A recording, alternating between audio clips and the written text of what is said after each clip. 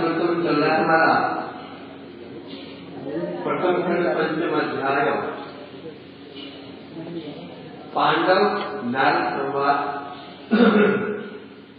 यहाँ से नारद जी पांडवों को कृष्ण के विषय बता रहे हैं।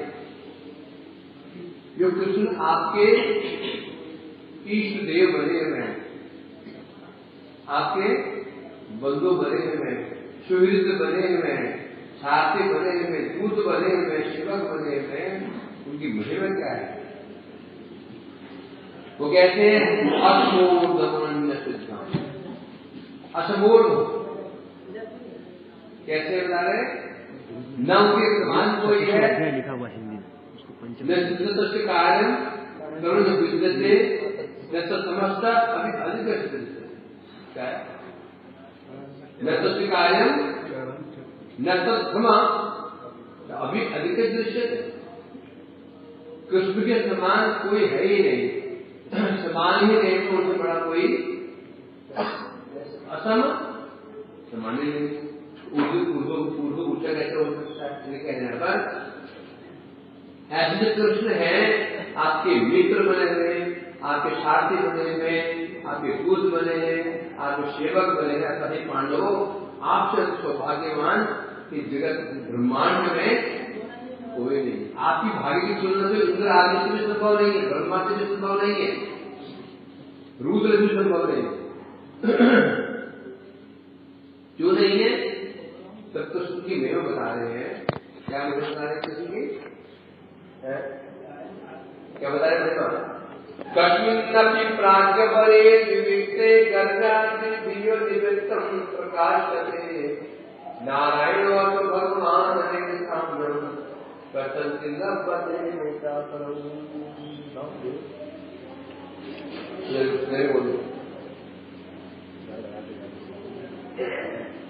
कृष्ण की महिमा कैसी है तो बता रहे हैं। कश्मीर अभी प्राज्ञ बड़े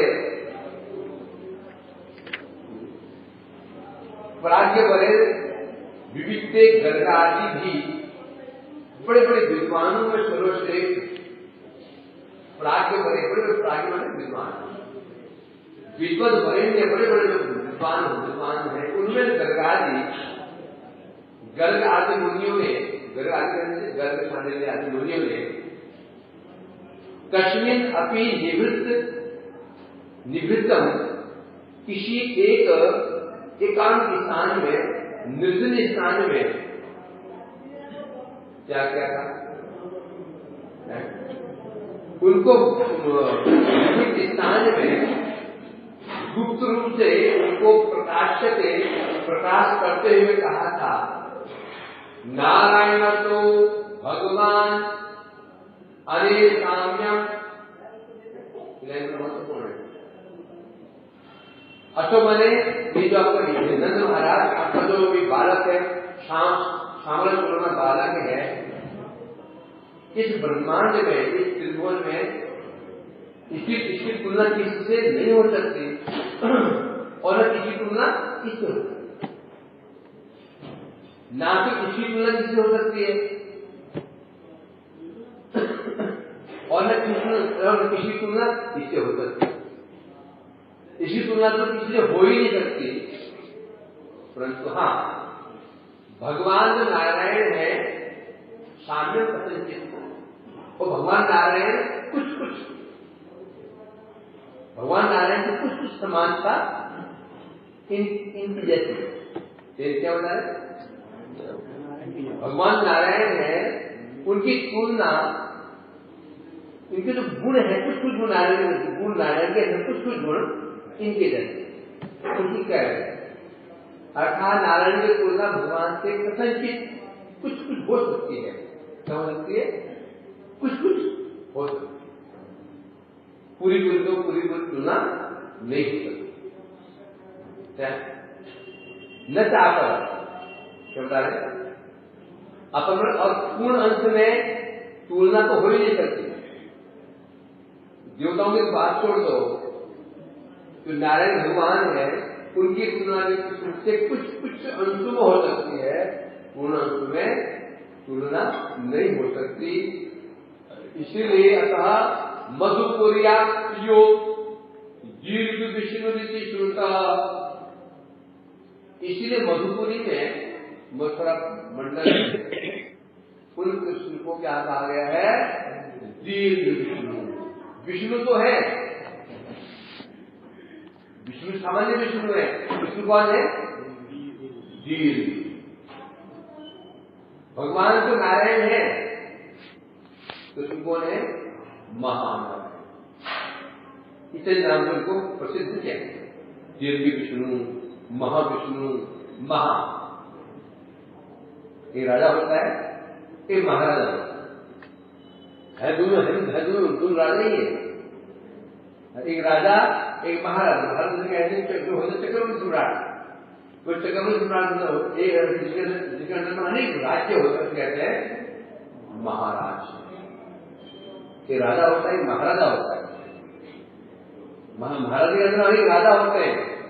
अब जो गुण राजा के अंदर है वो महाराजा के अंदर भी है, तो होने पर भी महाराजा के गुण विशेष गुण है। राजा के कुछ राजा के अंदर कुछ महाराज के गुण होंगे, उनके। तो इस टीका में बता रहे हैं, मानो पांडवों ने प्रश्न किया, युधिष्ठिर ने प्रश्न किया, नारद जी महाराज बताइए कि जो देवी नंदन हमारे सामने घूम फिर रहे हैं, जो आपने कहा वह दास बने हुए, सेवक बने हुए, दूत बने हुए, मित्र बने हुए, बंधु बने हुए हैं, ये देवी क्या भगवान नारायण है क्या? जब हम भीमगान का हमारे भीमगान कर रहे हैं, क्या ये भगवान नारायण है क्या?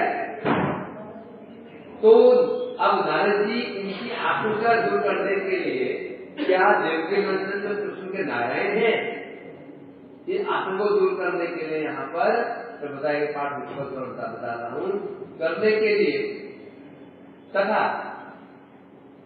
जरूर आदि जो वैकुंठ के पार्षद हैं उनकी तुलना में ब्रजवासी जो कृष्ण पार्षद है नंद महाराज इत्यादि, उनका महत्व अधिक है।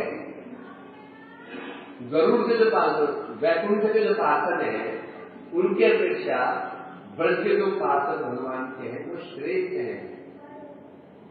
अर्थात नहीं समझो, वैकुंठ में नारायण भगवान के पार्षद, ब्रज में कौन है? कृष्ण के पार्षद। तो नारायण के पार्षद जो वैकुंठ में है उनकी अपेक्षा ब्रज में कृष्ण के पार्षद जो नंद महाराज इत्यादि है उनका महत्व अत्यधिक है, उनकी महिमा अत्यधिक है। इसको समझाने के लिए कश्मीर श्लोक बता रहे हैं। कश्मीर में होता है, कश्मीर शब्द है, यहाँ पर नंदन महाराज का वर्णन भी नहीं है और ब्रज का वर्णन भी नहीं है। कश्मीर होता है किसी स्थान पर, किसी निधन स्थान में गर्गाचार्य ने कहा था। अब यहाँ नंद महाराज का नाम भी नहीं है, परंतु इससे इंगित मिल जाता है किसकी बात की जा रही है। निवृत्त स्थान में गर्गाचार्य ने किसका नामकरण किया था? नामकरण किया था? कृष्ण का किया था। और कहाँ किया था? गोकुल में किया था। निवृत्त स्थान कौन सा था? गोकुल में। तब उन्होंने कहा था, क्या कहा था?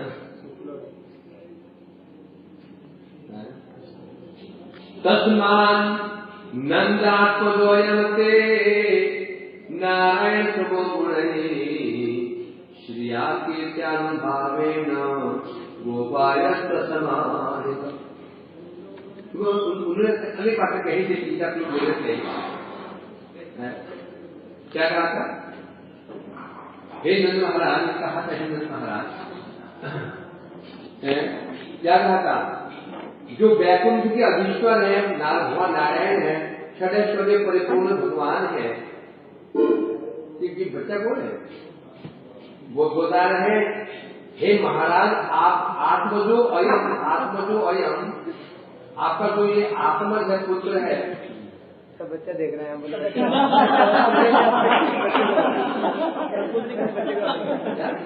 आप सोच रहे हैं अपने किसी बच्चे के बारे में? क्या बोल ये बच्चा कौन है?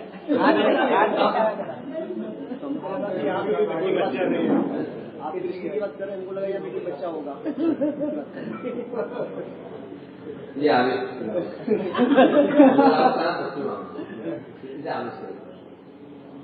कहाँ कहाँ आगे चलते आगे ये आपने बोला ये बच्चा किसका है? जानते हुए बच्चा कौन है? जो बता रहे हैं यहाँ पर आत्मजो अयम से आपका जो आत्मज है, ये पुत्र जो आपके सामने खड़ा है श्याम वर्ण का, तीन आपका अयम यह माने आपका यह जो पुत्र है सामने खड़ा हुआ है, बैठा हुआ है नारायण समो गुणई, नारायण गुणई अर्थात कुछ गुणों में नारायण से समान है। अर्थ तो लग रहा है कि कुछ गुणों में ये नारायण के समान है, नारायण सम ये नारायण के समान गुणों में है, नहीं। टीकाकार ने कहा है नारायण कुछ गुणों में इसके समान है। ये कुछ गुणों में वीर शेर के समान होता है, कुछ गुणों में एक वीर बहादुर पराक्रमी शिवाजी, कुछ गुण पूरे थे। कोई व्यक्ति गुणों में हाथी के समान होता है, गज के समान होता है। कोई व्यक्ति गुणों में घोड़ों के समान, घोड़े के समान होता है गुणों में, बोलते ना, समझे क्या नहीं? वो उदाहरण दिया था ना, ये गजगामिनी, ये गजगामी, गजगमन, इसी चाल कैसी है? राम जी की चाल कैसी थी? गजगमन, गजगति, हाथी की समान गति जिसकी होती है। राजा का नाम है ना गजगामिनी। कुछ गुण बताया है, ये मृगनयनी है, मृगनयन है, यहाँ ये सिंह के समान है। सिंह नहीं बन गया वो, कुछ गुण जैसे सिंह जैसे महाप्रकार पराक्रमी होता है, निर्भीक होता है, फुर्तीला होता है, उसी प्रकार से ये जो व्यक्ति सामने खड़ा है शिवाजी, वीर शिवाजी भी फुर्तीले थे, सिंह के समान, निर्भीक थे सिंह के समान, कुछ अंश में, है ना? यानी पूरा सिंह नहीं बन गए। कभी कभी गुणों में कोई गधे का मान होता है ना? ये पक्का गधा है, कुछ गुणों में, पक्का तो नहीं हो सकता है? कुछ गुणों में, क्यों? क्या किन गुणों में समानता है? मूर्खता की, मूर्खता रूप गुण।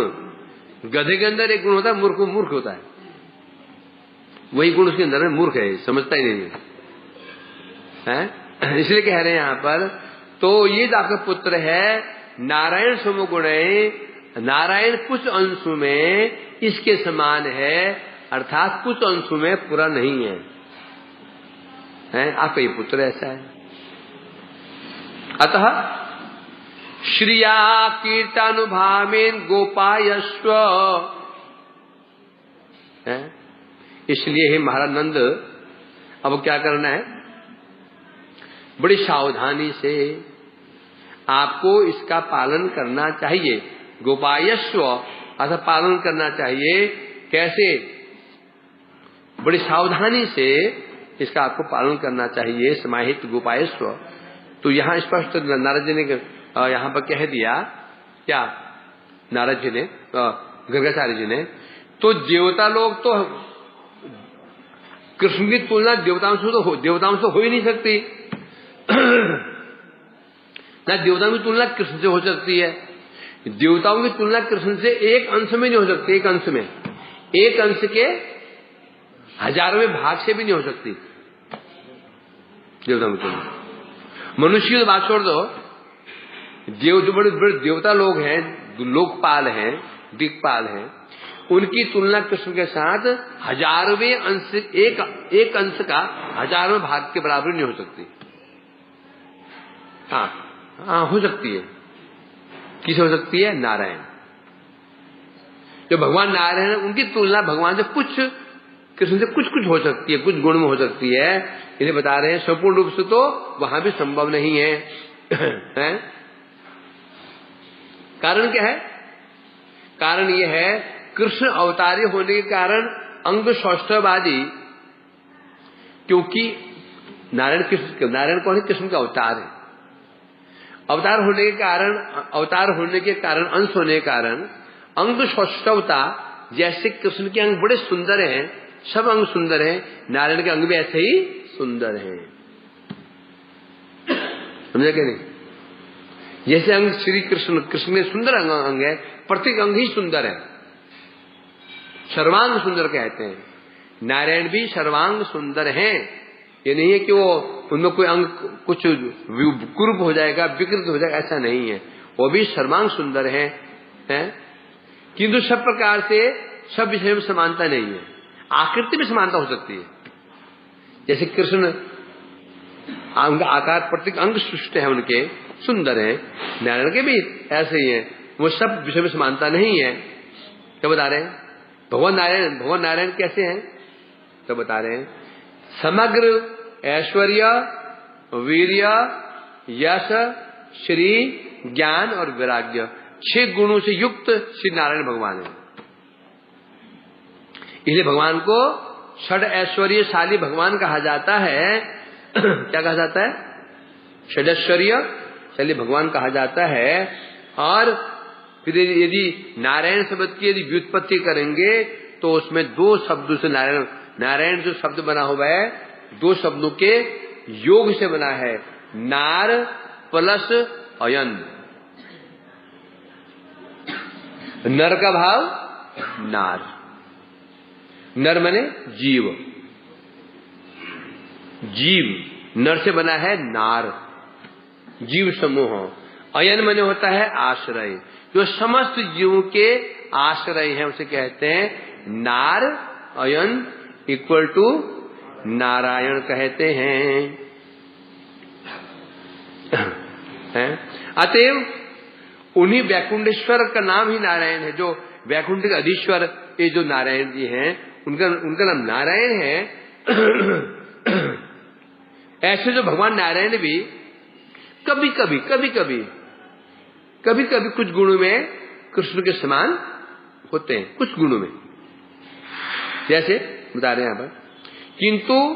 किंतु नारायण में जो 6 गुण बताए गए, ऐश्वर्य, वीर्य, यश, ज्ञान इत्यादि इत्यादि।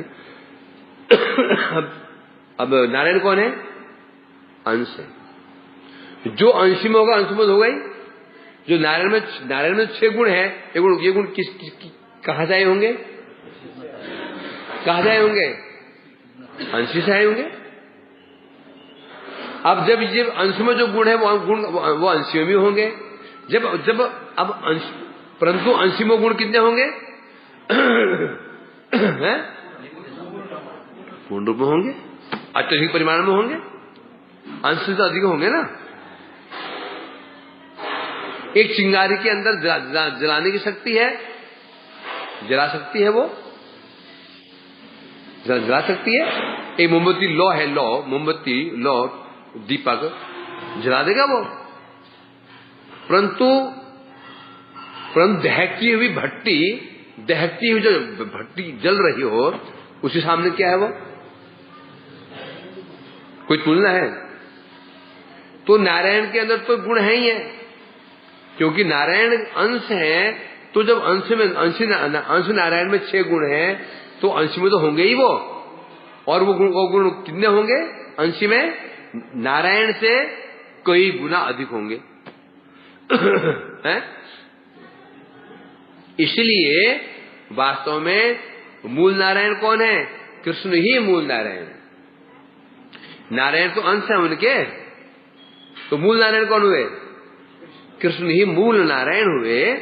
इसलिए गर्ग मुनि ने कहा था वैकुंठेश्वर नारायण समोगुण, वैकुंठ के जो ईश्वर नारायण हैं इन कृष्ण के साथ किसी किसी अंश में समता प्राप्त करते हैं। वैकुंठ के ईश्वर जो नारायण हैं, कुछ कुछ गुणों में ये कृष्ण के समान, कृष्ण के समता को प्राप्त करते हैं, कृष्ण के समान है कुछ कुछ अंशों में। अब विचार के नारायण कौन है? नारायण से बढ़कर कोई महापुरुष है ही नहीं, है कोई?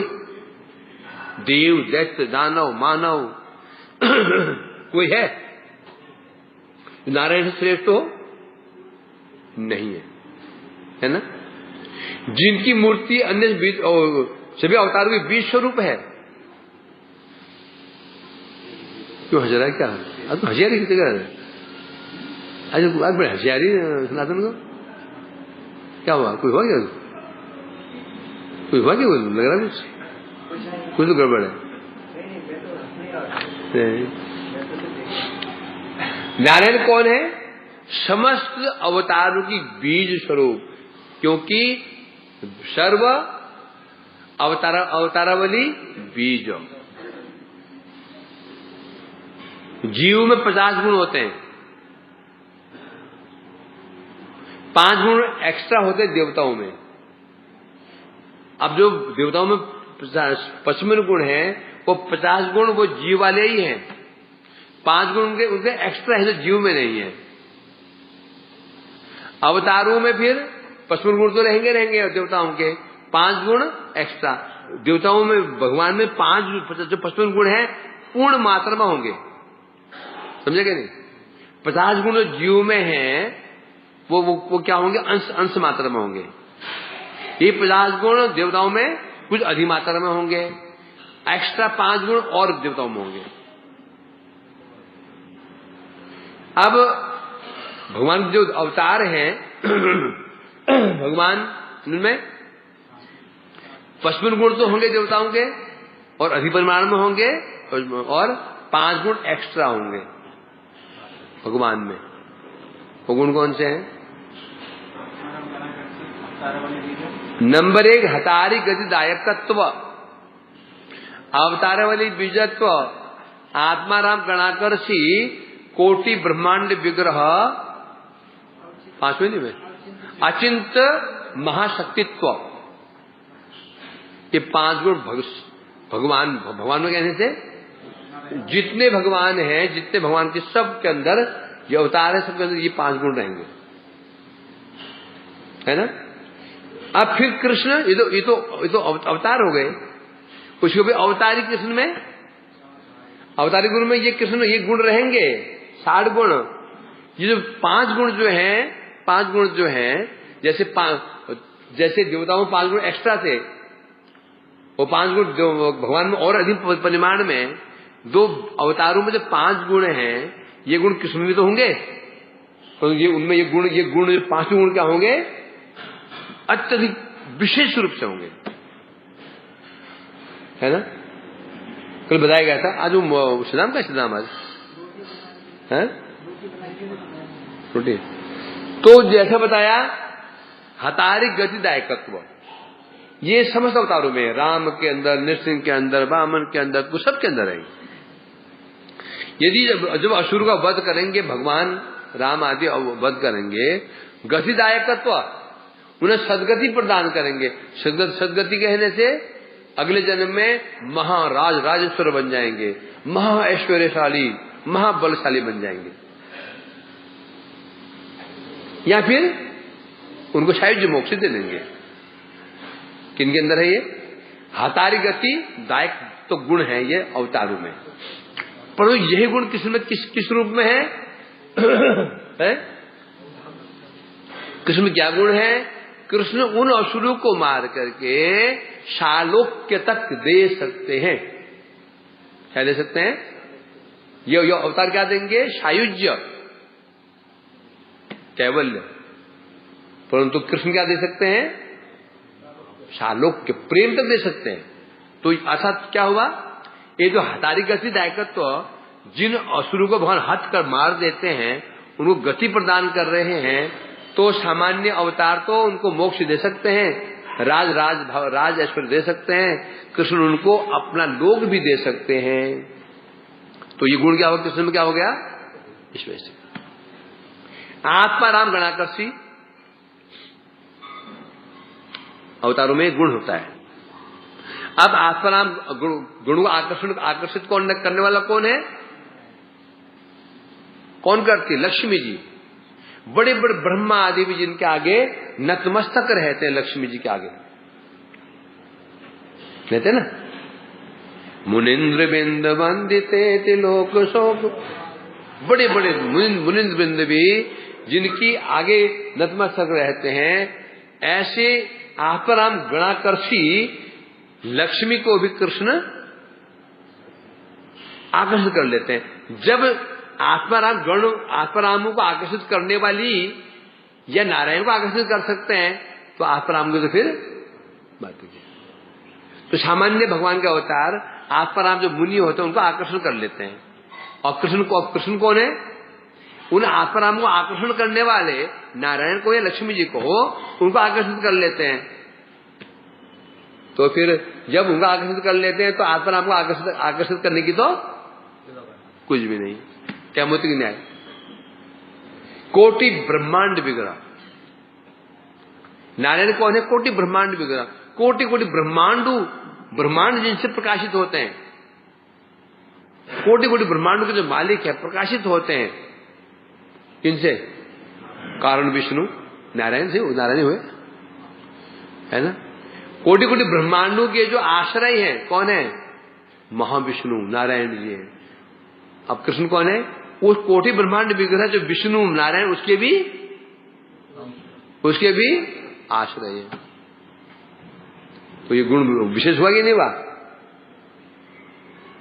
फिर क्या आया, अचिंत महाशक्तित्व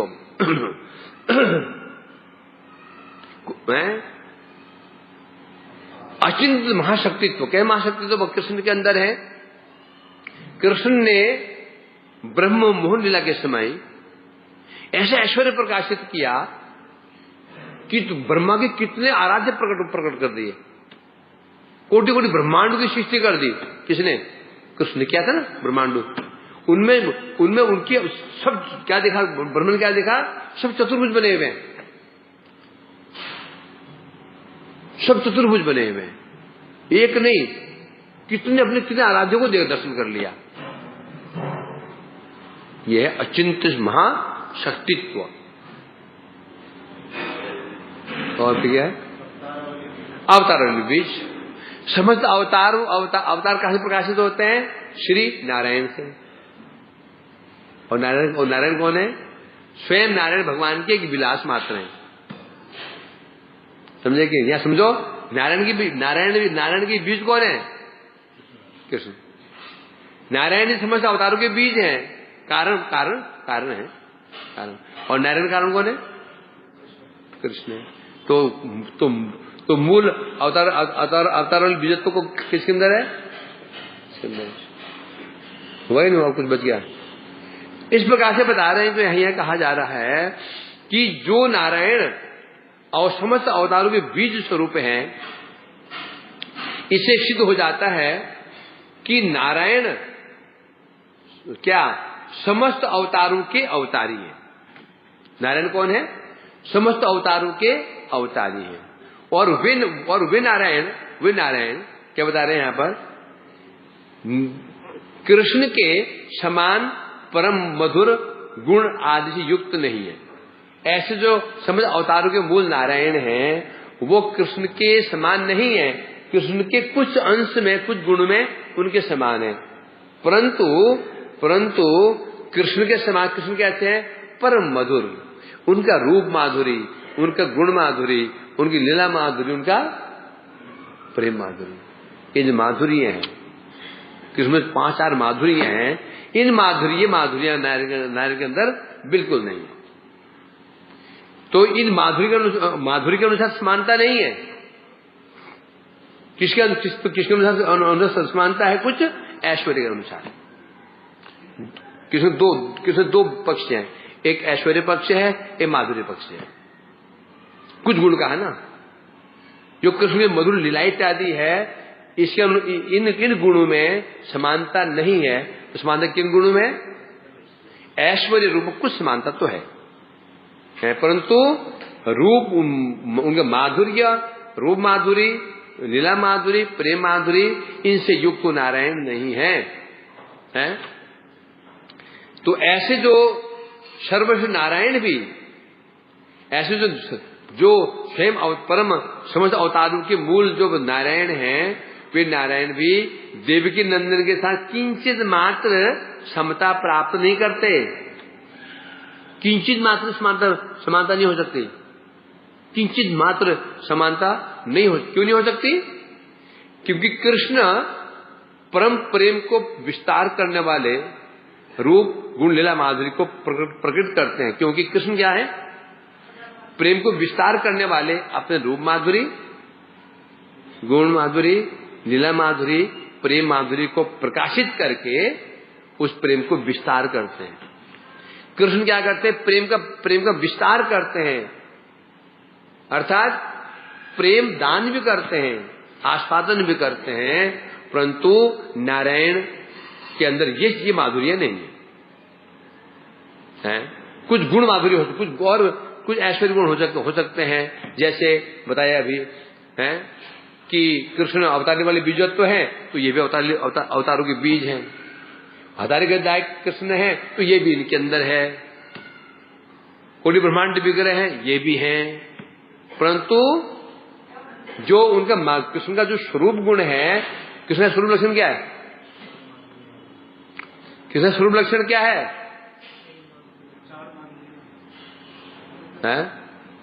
माधुर्य ही कृष्ण का स्वरूप लक्षण है। और नारायण का स्वरूप लक्षण क्या है? ऐश्वर्य। ऐश्वर्य नारायण का स्वरूप लक्षण है और ऐश्वर्य कृष्ण का गौण लक्षण है। क्या बताया? ऐश्वर्य कृष्ण गौण लक्षण है और नारायण का ये मुख्य लक्षण है। स्वरूप, हाँ स्वरूप लक्षण। कृष्ण का जो स्वरूप लक्षण क्या है? माधुर्य। और गौण लक्षण क्या है? ऐश्वर्य। और नारायण के अंदर मुख्य स्वरूप लक्षण क्या है? ऐश्वर्य। तो यहां इसे कह रहे हैं यहां पर, तो इस प्रकार से सिद्ध हो जाता है कि कृष्ण की तुलना तो देव, दानव, गंधर्व, मानव इनसे तो हो ही नहीं सकती है, तो अवतारों से भी नहीं हो सकती है। अवतारों के बीज, मूल बीज नारायण है, उनके साथ तो हो सकती है, उनके साथ नहीं, सॉरी उल्टा हो गया। देवताओं की, गंधर्वों की जितने भी हैं इस ब्रह्मांड में या भगवान का अवतार है, उनकी तुलना तो कृष्ण के साथ नहीं हो सकती। उनकी तुलना है, नारायण की तुलना हो सकती है, कुछ अंश में हो सकती है, वो भी केवल ऐश्वर्य परक गुणों के आधार पर हो सकती है। माधुर्य परक जो गुण है उनकी, माधुर्य, 4 माधुर्य हैं, इनके अनुसार कभी तुलना नहीं हो सकती है। इन्हें कहा था, ये नंद महाराज के प्रति गर्गाचार्य ने कहा था, हे नंद महाराज, आपका पुत्र कैसा है?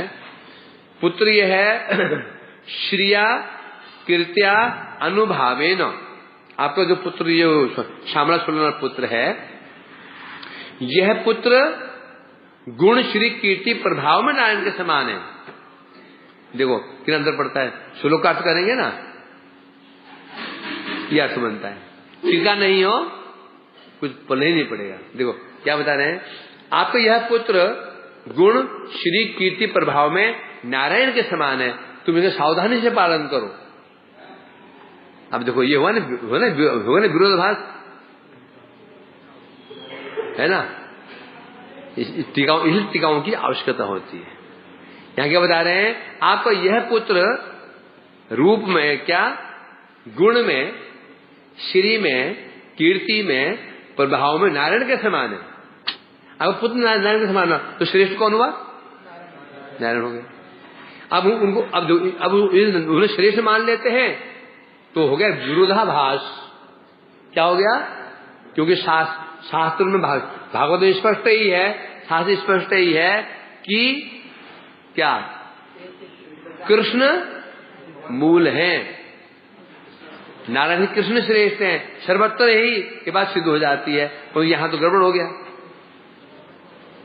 तो हो नहीं गया। आपको यह पुत्र नारायण के समान है, तो नारायण श्रेष्ठ हो गए, कृष्ण छोटे हो गए। जबकि शास्त्र सर्वत्र ये प्रसिद्ध ही है कि कृष्ण ही श्रेष्ठ हैं, कृष्ण ही मूल अवतारी है, नारायण उनके विलास मात्र हैं। इसलिए क्या अर्थ करना पड़ेगा? नारायण समोगुण है, आपका यह पुत्र नारायण, आपका यह नारायण समगुण आत्मनो अयम ते, जो ये नारायण कुछ गुणों में इसके समान है। ये व्याख्या ठीक है, ये व्याख्या ठीक इसलिए बता ना कि श्लोक की ठीक तीसरी व्याख्या करने जाएंगे तो क्या होता है, कई बार क्या होता है, दो लक्षण होते हैं। एक मुख्य लक्षण होता है अभिधेय वृत्ति, लक्षणावृत्ति। ये व्याख्या करते हैं लक्षण अभिधेय वृत्ति क्या है? सीधा अर्थ ले लेना। सीधा अर्थ यही है, आप कहाँ रहते हो? जी हम तो जी जो कहाँ को घर है? यमुना जी में है। तुम क्या यमुना मतलब क्या मछली हो क्या, या कोई शक्ति प्रदान? तुमने जमुना कोई नीचे कोई घर बना रखा है। अब क्या है, एक आदमी कह रहा है मेरा घर कहाँ है? यमुना में रहते हैं। अभिधेय वृत्ति है ये। अभिधेय वृत्ति जैसा प्रतीत हो रहा है उसके अनुसार उसे कहते हैं अभिधेय वृत्ति। अभिधेय वृत्ति मुख्य वृत्ति है ना, परंतु यहां पर क्या लेना पड़ेगा? लक्षण वृत्ति। क्योंकि कोई व्यक्ति यमुना घर किसी हो नहीं सकता, तो क्या मानना पड़ेगा? यमुना के खादर में से घर है। यमुना थी, यमुना आगे चली गई है, अब घर बना लिया इसका, और घर में रहता तो यमुना के तट पर इसका घर है, ये मानना पड़ेगा। है? शिवाजी कैसे थे? सिंह से। शिवाजी सिंह से। राणा प्रताप घोड़ा आकाश में उड़ता था, तो आकाश में क्या नाम उसका? चेतक।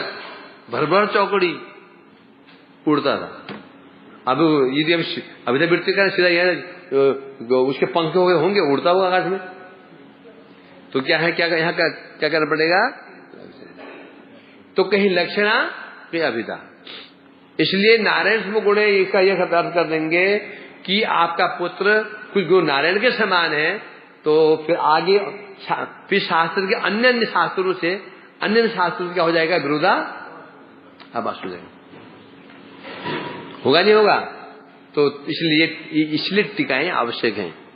हम टीकाएं नहीं पढ़ेंगे, केवल अर्थ ही पढ़ते चले जाएंगे, तो फिर अर्थ का कुअर्थ समझ में बात आएगा। अर्थात इसलिए कह रहे हैं, तात्पर्य यह है, क्या बता रहे हैं?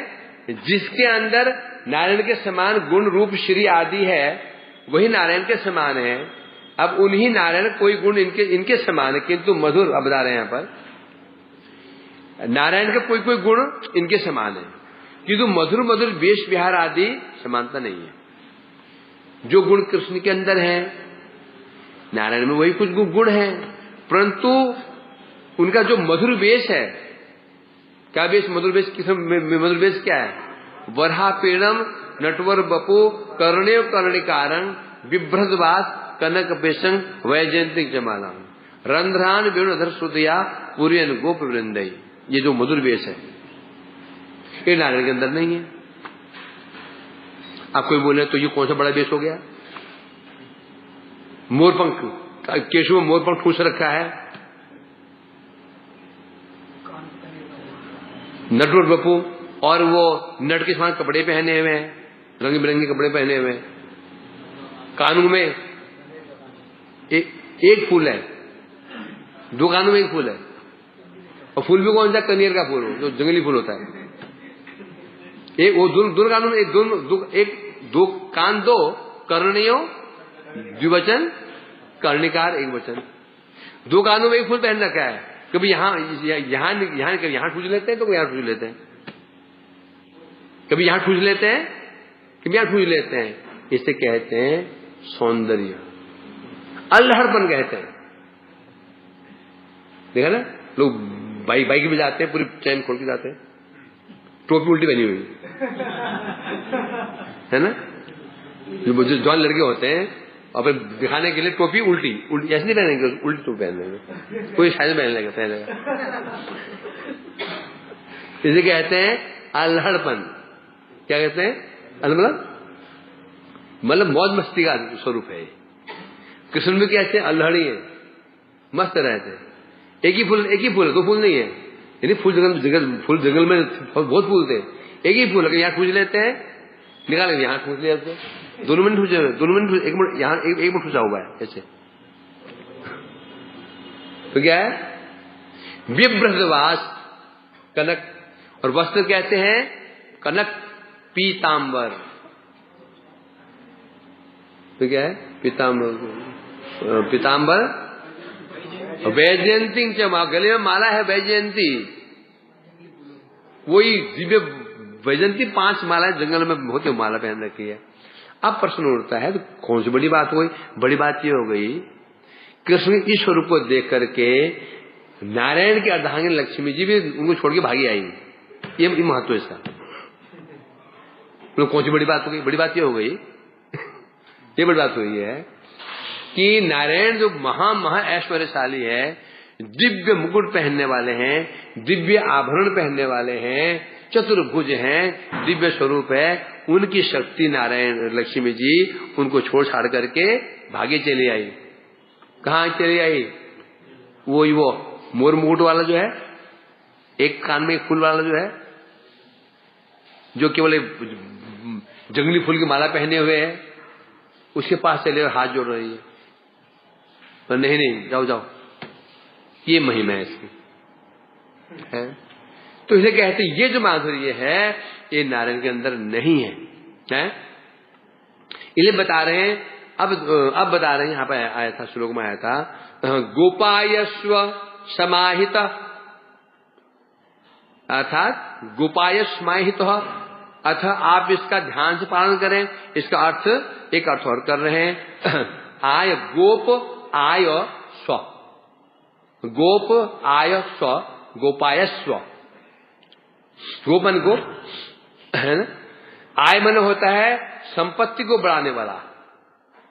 हे नंद महाराज, ये गोपों के संपत्ति को बढ़ाए। आय मन क्या होता है? आय संपत्ति, धन संपत्ति, ये संपत्ति को बढ़ाने वाला है। क्योंकि जो अय शब्द है शास्त्र डिक्शनरी में, उसका एक अर्थ का संपत्ति कहा गया है। और इसमें संपत्ति ऐसे बन गया आय, गोपाय, गोपू की संपत्ति को बढ़ाने वाला है। अब क्या संपत्ति बढ़ाने वाला है? गाय, क्या गाय क्या संपत्ति है? कृष्ण भगवान भक्ति की संपत्ति को बढ़ाते हैं, राजपाट देते हैं क्या? ये संपत्ति है ही नहीं है। राजपाट धन संपत्ति थोड़ी है, संपत्ति विपत्ति है। संपत्ति किसे कहते हैं? विचार क्या, हम विचार करते हैं। रुपया पैसा मान जो जगत में है, ये संपत्ति है, ये है कि नहीं? वैभव, तू बहुत पढ़ा लिखा आदमी है ना। रुपया पैसा धन संपत्ति, तो लोग टोपी पहनाता है बड़े कंपनियों को, ये संपत्ति है कि नहीं?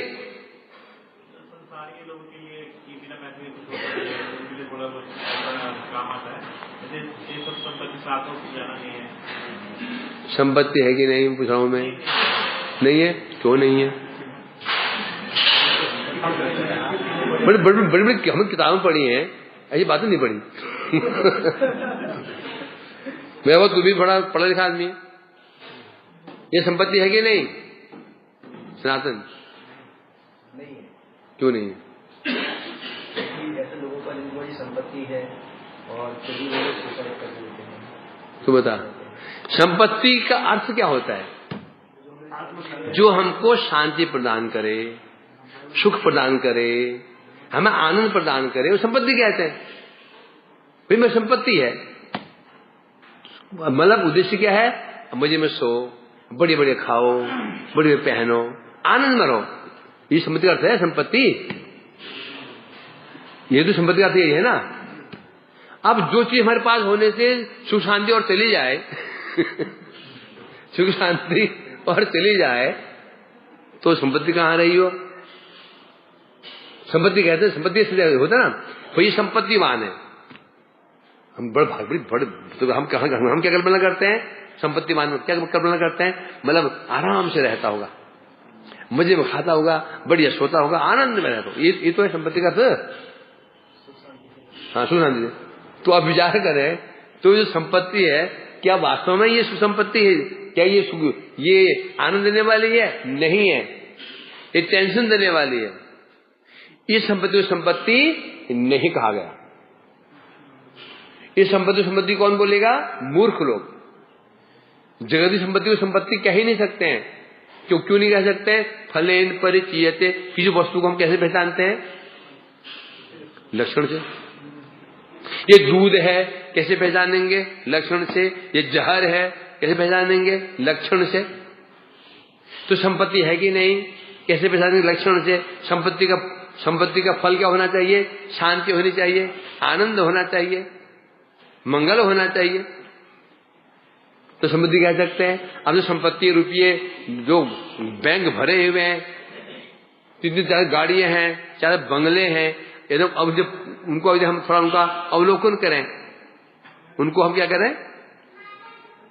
उनकी जीवन खोज खाज करें उनके विषय में, तो पता चल जाएगा क्योंकि कितने परेशान है वो, कितने वो समस्याओं में घिरे हुए हैं। बोले भैया सबको रिक्शे वाला है, ठीक है। उसके बाद एक ही समस्या है, सोने के लिए बेडरूम नहीं है, एसी नहीं है और खाने के बढ़िया नहीं है, परंतु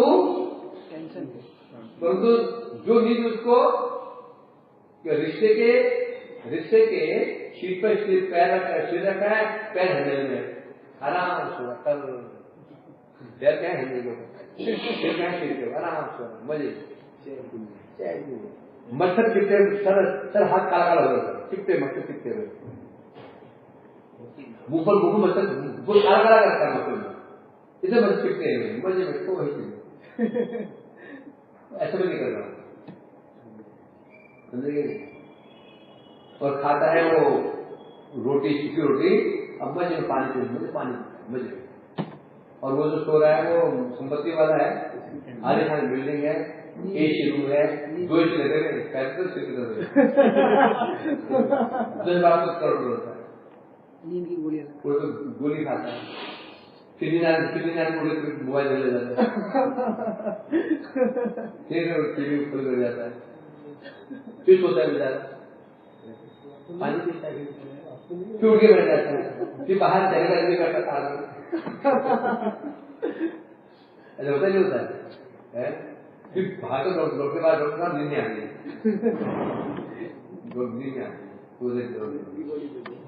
तो ये संपत्ति क्या नहीं, लक्षण लक्षण के अनुसार संपत्ति है, ये विपत्ति है। तो संपत्ति क्या है? भक्ति संपत्ति। भगवान भक्ति क्या संपत्ति देते हैं? प्रेम संपत्ति। प्रेम संपत्ति, ये प्रेम संपत्ति जिसमें प्रेम मिल जाता है। अब वो चाहे झोपड़ी वाला हो, झोपड़ी में रहता है, महाप्रभु का हरिदास श्रीधर, तुम कृष्ण भजन करते हो, कभी हालत देखी? धोती पहनने में 10 गांठ लगे हुए, सिलाई मरी हुई धोती में। घर में है छत, घर है तो छत सारा पानी बाहर जाता ही नहीं, चूहा एक भी नहीं है, चूहा बस चूहा नहीं होगा, घर में सफाई होगी, घर में सफाई होगी, आगे ना तो है ही खाने को चूहा खा जाएगा। बोले तो हमारे घर में चूहे आते हैं तो जो माछ वाला रखते हैं, चूहे आते हैं तो मिठाइयाँ छिपा छुपाई मिठाई, वो इस तरह जो खाना चाहते हो घर में तो खाना खा लो, अब आएंगे नहीं, क्यों आएंगे गंगा नगर में? वे कहीं जा रहे हैं तो सुन लो माल देता है, वो ये देखते हैं चोर है, कहाँ जा रहे हैं, चोर है तुम्हें कहाँ घुस रहे हैं, माल को कर रहा है ऐसा नहीं, रात के गोदाम में क्या रात के गोदाम में छुए जा रहे मोटे छुए तो समझो गोदाम सुन लो। और एक गोदाम में कोई जुआवी नहीं, अंदर खाली है। तो इसलिए कह रहे यहाँ पर गोपाय हे नंद महाराज, ये जो आपका श्यामला बालक है ये ब्रजवासियों के आप लोगों की संपत्ति को बढ़ाने वाला है। अर्थात गोपाय का अर्थ यह है योगक्षेम। गोप मने रक्षा करना, आय मने बढ़ाना, स्व मने धन।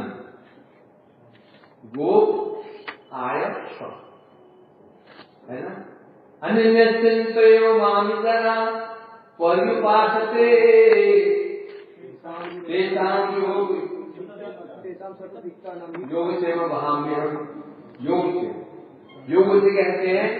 योग से कहते हैं जो उसके पास नहीं है वो उपलब्ध करा देना, तो कहते हैं योग। धन नहीं है धन देना, योग कहते हैं। 6 महीने होता है रक्षा करना। भगवान क्या करते हैं, जो उनके अन्य भक्त होते हैं ना, उनके पास संपत्ति नहीं, संपत्ति दे देते हैं और संपत्ति देने का जरूर से रक्षा भी करते हैं। देवता भी देते हैं और भगवान भी देते हैं। तो क्या है, देवता भी देते हैं भगवान भी देते हैं। देवता क्या करते हैं, विपत्ति में डाल देते हैं, देवता विपत्ति में डाल देते हैं। भगवान देते भी हैं उसकी रक्षा भी करते हैं। गोप आय ये कहते हैं गोपाय महाराज गोपाय ये जो बालक है ना, आय अर्थात योगक्षेम अर्थात ब्रजवासियों की संपत्ति को बढ़ाएगा, ये संपत्ति को प्रेम संपत्ति को बढ़ाएगा और रक्षा भी करेगा। इसलिए आप क्या सावधानी करो, इस बच्चे का पालन करो तो गगनदारी सूचित हो जाता। कृष्ण गोपों के योगक्षेम व्यवस्था करने वाले हैं। कृष्ण गोपियों ब्रजवासियों के योग और क्षेम की व्यवस्था करने वाले हैं। उनके धन को बढ़ाने वाले भी हैं, रक्षा करने वाले भी हैं, किंतु वैकुंठ में ऐसी योगक्षेम व्यवस्था नहीं है। यही साक्षात भगवत प्रसिद्ध हो गया। वैकुंठ में ऐसी योगक्षेम का प्रश्न ही नहीं है ना। इसीलिए बता रहे हैं यहाँ पर। तो ये क्या सिद्ध हो गया, क्या सिद्ध हुआ, यही साक्षात भगवान है। अतः कृष्ण में नारायण से अद्भुत रूप गुण विराजमान है। कृष्ण में जो गुण विराजमान है नारायण से अद्भुत अधिक परिमाण में, इसलिए कृष्ण ही स्वयं भगवान के नाम से प्रसिद्ध है। हरि बोल। अच्छा 1 मिनट हुआ, अभी 1 मिनट रह गया, कल 1 मिनट बात करेगा और ठीक है।